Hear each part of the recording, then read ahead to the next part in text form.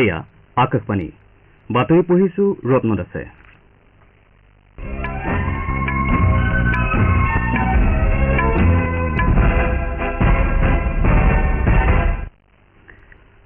এতিয়াৰ প্ৰধান বাতৰিসমূহ হৈছে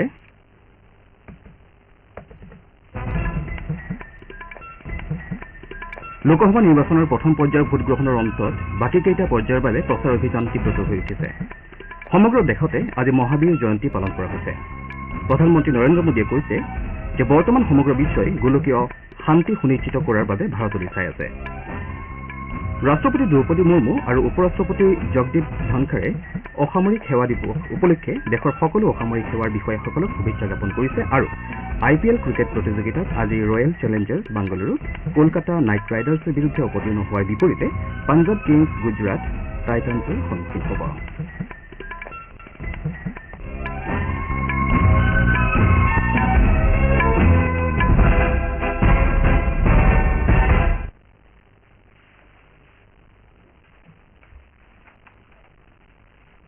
এতিয়া শুনক বিতং বাতৰি।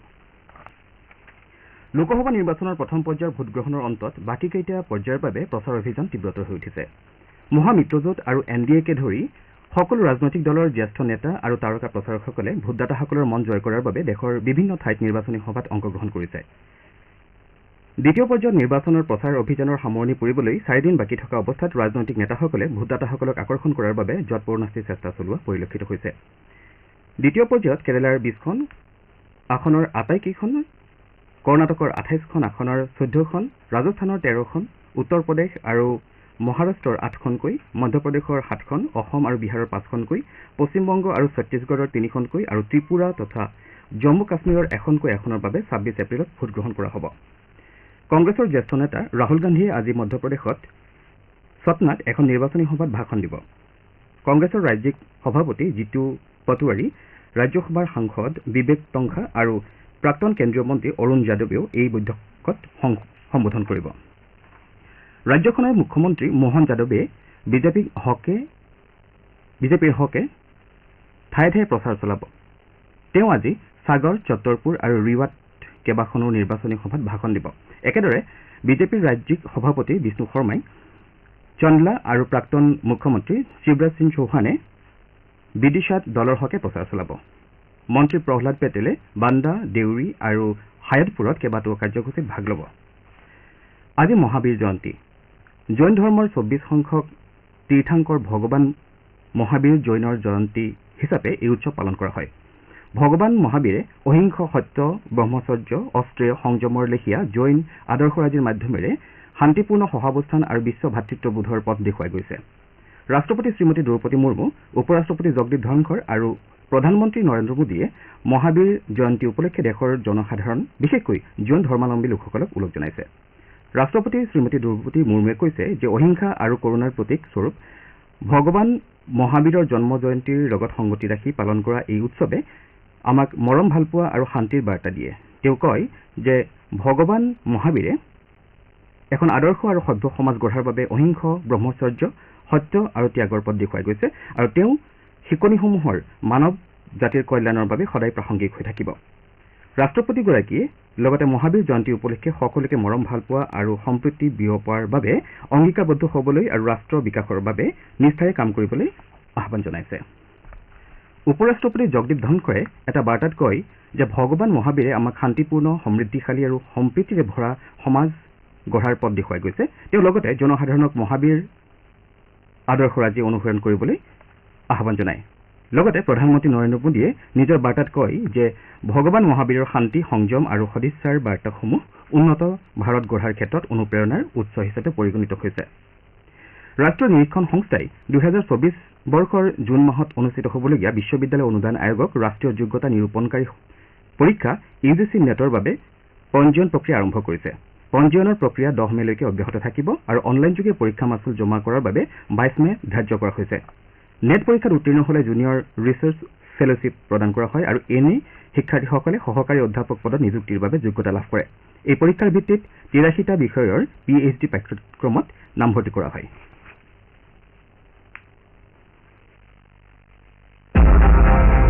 মই সময়, মই স্বাধীনতাৰ পাছত একেটা পৰিয়ালৰে 3জনকৈ লোকক মুৰব্বী হোৱা দেখিলোঁ। তথাপিও সাধাৰণ লোকে বিজুলী পানীৰ বাবে হাহাকাৰ কৰা দেখিলোঁ। এই পৰিস্থিতি সলনি কৰিলে মোদীজীয়ে। সেই সকলোৰে 60 বছৰীয়া আধৰুৱা কাম সম্পূৰ্ণ কৰি কেৱল 10 বছৰতে প্ৰতি ঘৰতে পানী, বিজুলী, গেছ, শৌচালয়ৰ ব্যৱস্থা কৰি সেয়েহে মই এইবোৰ পূৰ্ণ হোৱা দেখা পাইছোঁ।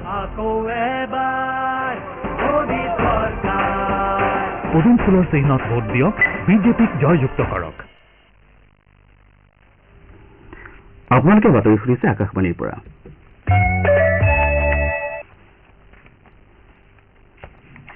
প্ৰধানমন্ত্ৰী নৰেন্দ্ৰ মোদীয়ে কৈছে যে বৰ্তমান সমগ্ৰ বিশ্বই গোলকীয় শান্তি সুনিশ্চিত কৰাৰ বাবে ভাৰতলৈ চাই আছে। মহাবীৰ জয়ন্তীৰ পবিত্ৰ ক্ষণত আজি নতুন দিল্লীত মহাবীৰৰ 2550 সংখ্যক নিৰ্বাণ মহোৎসৱ মুকলি কৰি প্ৰধানমন্ত্ৰীগৰাকীয়ে এইদৰে প্ৰকাশ কৰে। শ্ৰীমোদীয়ে দেশৰ বৰ্ধিত সমৰ্থ আৰু বিদেশ নীতিক নতুন ভাৰতৰ এই নতুন ভূমিকাৰ কৃতিত্ব প্ৰদান কৰে। তেওঁ লগতে কয় যে গোলকীয় সংঘৰ্ষৰ সময়ত ভাৰতৰ তীৰ্থংকৰসকলৰ শিকনিসমূহ অধিক প্ৰাসংগিক হৈ পৰিছে। ভগৱান মহাবীৰৰ প্ৰতি যুৱ প্ৰজন্মৰ আকৰ্ষণে দেশ সঠিক দিশত আগুৱাৰ নিশ্চয়তা প্ৰদান কৰে বুলি শ্ৰীমোদীয়ে উল্লেখ কৰে। প্ৰধানমন্ত্ৰীগৰাকীয়ে কয় যে ভাৰত বিশ্বৰ সকলোতকৈ পুৰণি সভ্যতাই নহয় বৰং মানৱতাৰো স্বৰ্গ। তেওঁ লগতে কয় যে ভাৰতে অকল নিজৰে নহয় বৰং সকলোৰে কথা চিন্তা কৰে। ভাৰতে গোলকীয়ভাৱে আত্মবিশ্বাসেৰে সত্য আৰু অহিংসাৰ মন্ত্ৰৰ প্ৰসাৰ সাধিছে বুলি শ্ৰীমোদীয়ে উল্লেখ কৰে। এই উপলক্ষে কেন্দ্ৰীয় মন্ত্ৰী শ্ৰী অৰ্জুন ৰাম মেঘৱালে কয় যে ভগৱান মহাবীৰৰ আদৰ্শৰাজি আজিও প্ৰাসংগিক হৈ আছে। তেওঁ লগতে কয় যে নিজে বাচি থকা আৰু আনকো বাচি থাকিবলৈ দিয়াৰ নীতিক অতিকে গুৰুত্বপূৰ্ণ আৰু প্ৰাসংগিক। মহাবীৰ জয়ন্তীৰ লগত সংগতি ৰাখি মোদীয়ে এটা স্মাৰক, ডাক টিকট আৰু মুদ্ৰাও মুকলি কৰে। ৰাষ্ট্ৰপতি দ্ৰৌপদী মুৰ্মু আৰু উপ ৰাষ্ট্ৰপতি জগদীপ ধনখৰে অসামৰিক সেৱা দিৱস উপলক্ষে দেশৰ সকলো অসামৰিক সেৱাৰ বিষয়াক শুভেচ্ছা জ্ঞাপন কৰিছে। সামাজিক মাধ্যম যোগে বাৰ্তা প্ৰকাশ কৰি ৰাষ্ট্ৰপতিগৰাকীয়ে অদম্য মনোভাৱেৰে দেশৰ প্ৰগতিত অসামৰিক সেৱাৰ বিষয়াসকলে কাম কৰি আহিছে বুলি উল্লেখ কৰাৰ লগতে 1947 চনত চৰ্দাৰ বল্লভ ভাই পেটেলে উল্লেখ কৰা 3টা বুনিয়াদী প্ৰমূল্যবোধ মৰ্যাদা, অখণ্ডতা আৰু অদুৰ্নীতিগ্ৰস্ততা অক্ষুণ্ণ ৰখাৰ বাবে গতিশীলতা ৰক্ষাৰ বাটত ক্ষিপ্ৰতাৰে কাম কৰাৰ ক্ষেত্ৰত অসামৰিক সেৱাই সদায় প্ৰত্যাহ্বানৰ সন্মুখীন হৈ আহিছে বুলি উল্লেখ কৰে। ইপিনে উপ ৰাষ্ট্ৰপতিগৰাকীয়ে দেশৰ প্ৰশাসনীয় পৰিকাঠামোৰ ৰাজহাড় স্বৰূপে অসামৰিক সেৱাই গুৰুত্বপূৰ্ণ ভূমিকা পালন কৰি দেশৰ প্ৰগতিতো বিশেষ ভূমিকা পালন কৰা বুলি উল্লেখ কৰে। উপ ৰাষ্ট্ৰপতিগৰাকীয়ে 2047 চনৰ পূৰ্বে বিকশিত ভাৰত নিৰ্মাণৰ বাবে অসামৰিক সেৱাৰ লগত জড়িত কাণ্ডাৰীসকলক নিষ্ঠা সহকাৰে কাম কৰি যাবলৈ আহ্বান জনায়। কংগ্ৰেছৰ কেন্দ্ৰীয় নিৰ্বাচন কমিটি লোকসভা নিৰ্বাচন সম্পৰ্কে আলোচনা কৰাৰ বাবে নতুন দিল্লীস্থ দলৰ মুখ্য কাৰ্যালয়ত এখন বৈঠকত মিলিত হৈছে। বৈঠকত দলৰ ৰাষ্ট্ৰীয় সভাপতি মল্লিকাৰ্জুন খাৰ্গে, কংগ্ৰেছৰ সংসদীয় দলৰ অধ্যক্ষ ছোনিয়া গান্ধী আৰু অন্য জ্যেষ্ঠ নেতাসকল উপস্থিত আছে। দলৰ পাঞ্জাৱৰ জ্যেষ্ঠ নেতাসকলেও বৈঠকত অংশগ্ৰহণ কৰিছে। IPL ক্ৰিকেট প্ৰতিযোগিতাত আজি দুখন খেলত অনুষ্ঠিত হ'ব। IPL ক্ৰিকেট প্ৰতিযোগিতাত আজি দুখন খেল অনুষ্ঠিত হ'ব। বিয়লি 3:30 বজাত কলকাতাৰ ইডেন গাৰ্ডেনত অনুষ্ঠিত হ'বলগীয়া প্ৰথম খেলত Royal Challengers Bengaluru Kolkata Knight ৰাইডাৰ্ছৰ বিৰুদ্ধে অৱতীৰ্ণ হ'ব। আনহাতে সন্ধিয়া 7:30 বজাত চণ্ডীগড়ত হ'বলগীয়া দ্বিতীয়খন খেলত পাঞ্জাৱ কিংছ গুজৰাট টাইটান্ছৰ সন্মুখীন হ'ব। ছানৰাইজ হায়দৰাবাদে যোৱা নিশা দিল্লীৰ অৰুণ জেটলী ষ্টেডিয়ামত অনুষ্ঠিত এখন খেলত দিল্লী কেপিটেলছক 67 ৰানত পৰাজিত কৰে। দিল্লী কেপিটেলছে 267 ৰানৰ বিজয় লক্ষ্যৰে খেল আৰম্ভ কৰি 19 অভাৰ আৰু এটা বলত আটাইকেইটা উইকেট হেৰুৱাই 199 ৰানহে কৰিবলৈ সক্ষম হয়। ইয়াৰ পূৰ্বে ছানৰাইজ হায়দৰাবাদে প্ৰথমতে বেট ধৰাৰ আমন্ত্ৰণ লাভ কৰি নিৰ্ধাৰিত 20 অভাৰত 7 উইকেটৰ বিনিময়ত 264 ৰান সংগ্ৰহ কৰে। বাতৰি শেষ কৰাৰ পূৰ্বে প্ৰধান বাতৰিকেইটা আকৌ এবাৰ। লোকসভা নিৰ্বাচনৰ প্ৰথম পৰ্যায়ৰ ভোটগ্ৰহণৰ অন্তত বাকীকেইটা পৰ্যায়ৰ বাবে প্ৰচাৰ অভিযান তীব্ৰত হৈ উঠিছে। সমগ্ৰ দেশতে আজি মহাবীৰ জয়ন্তী পালন কৰা হৈছে। প্ৰধানমন্ত্ৰী নৰেন্দ্ৰ মোদীয়ে কৈছে যে বৰ্তমান সমগ্ৰ বিশ্বই গোলকীয় শান্তি সুনিশ্চিত কৰাৰ বাবে ভাৰতলৈ চাই আছে। দ্ৰৌপদী মুৰ্মু আৰু উপ ৰাষ্ট্ৰপতি জগদীপ ধনখৰে অসামৰিক সেৱা দিৱস উপলক্ষে অসামৰিক সেৱাৰ সকলো বিষয়াক শুভেচ্ছা জ্ঞাপন কৰিছে আৰু IPL ক্ৰিকেট প্ৰতিযোগিতাত আজি Royal Challengers Bengaluru Kolkata Knight ৰাইডাৰ্ছৰ বিৰুদ্ধে অৱতীৰ্ণ হোৱাৰ বিপৰীতে পাঞ্জাৱ কিংছ গুজৰাট টাইটান্ছৰ সন্মুখীন হ'ব। আমাৰ এতিয়াৰ বাতৰি ইমানেই।